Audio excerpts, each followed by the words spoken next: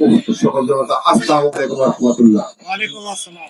আমি আজকে সরকারের সাথে স্মরণ করছি 2009 সালে পিলখানায় মহাপরিকল্পিত তৎকালীন সরকারের গঠিত হত্যাকাণ্ডের ৭৪ জন শহীদকে। আমি সরকারের সাথে স্মরণ করছি যে সমস্ত বিডিআর সদস্য রিমান্ডের নামে তাদেরকে হত্যা করা হয়েছে, তাদের প্রত্যেককে। এই অবস্থাতে আমি সংবাদ নির্ধারিত করবো না, সংক্ষিপ্ত বলবো। আমার পূর্ব বক্তারা সবকিছু বলে গেছেন। আমি তিনটা বিষয়ের উপর কথা বলবো।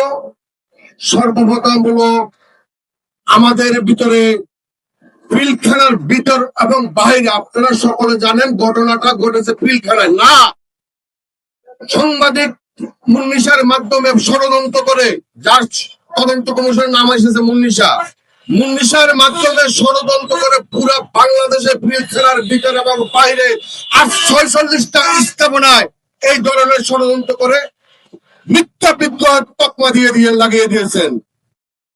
এবং এই বিদ্রোহের মিথ্যা বিদ্রোহের দায়ে পিলখানার ভিতর এবং বাইরে প্রায় 18,000 প্লাস মিডিয়ার সদস্যকে বিভিন্ন ভাবে চাকরিচ্যুত করা হয়েছে এবং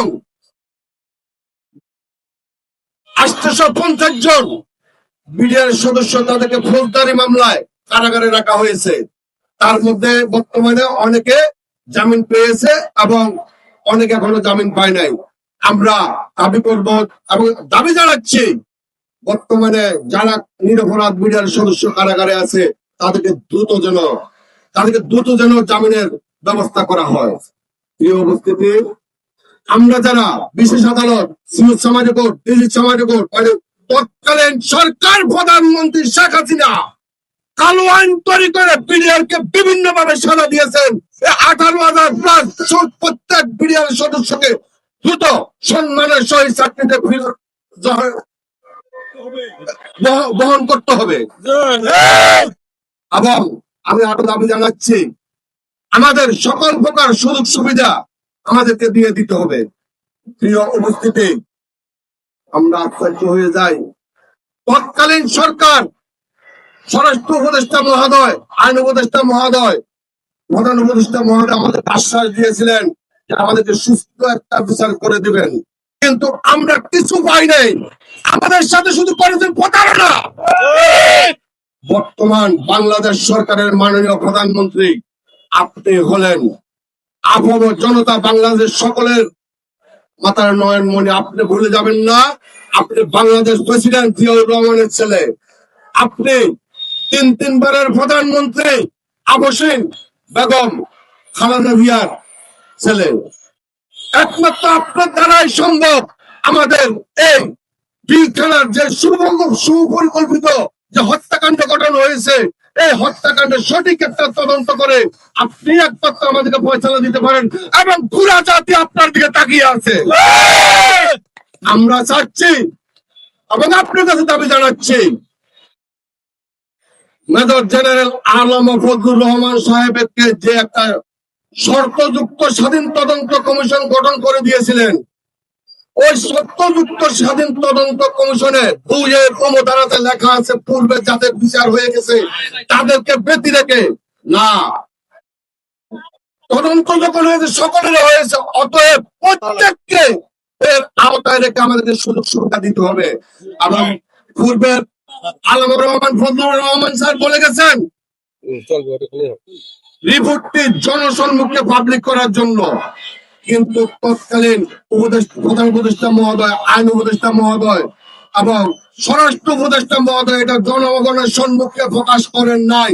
আমরা চাই মাননীয় প্রধানমন্ত্রী তারেক রহমান স্যার, আপনি দ্রুত এই তদন্ত রিপোর্ট জনগণের সামনে প্রকাশ করে জনগণকে বুঝতে দেবেন এই হত্যাকাণ্ডের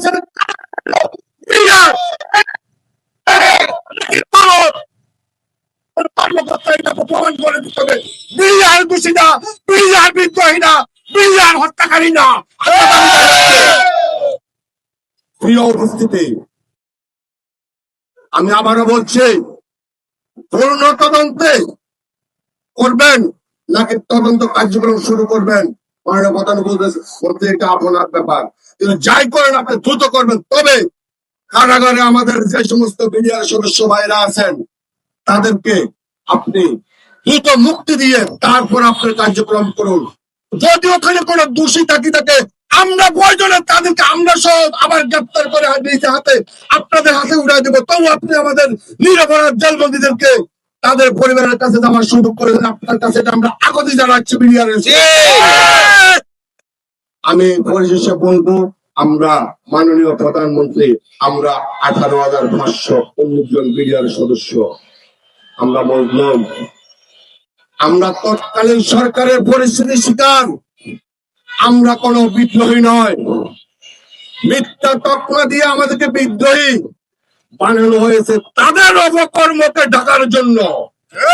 ইতিমধ্যে আলম ফজলুর রহমান স্যারের তদন্তে উঠে এসেছে এই হত্যাকাণ্ডের সাথে কারা জড়িত, এই হত্যাকাণ্ডের সাথে কারা জড়িত ইতিমধ্যে তা প্রমাণ হয়ে গেছে। অতএব এই হত্যাকাণ্ডের সাথে যারা জড়িত, পরামর্শদাতা এবং পরিকল্পনাকারী হত্যাকারী প্রত্যেককে পুনরায় দ্রুত গ্রেপ্তার করে বিচার শুরু করার জন্য আমরা দাবি জানাচ্ছি।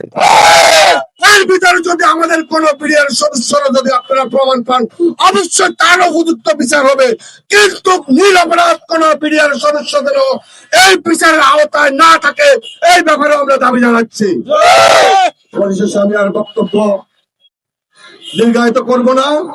আমি সকলের সুস্বাস্থ্য কামনা করে এখানে শেষ করছি। আল্লাহ হাফেজ।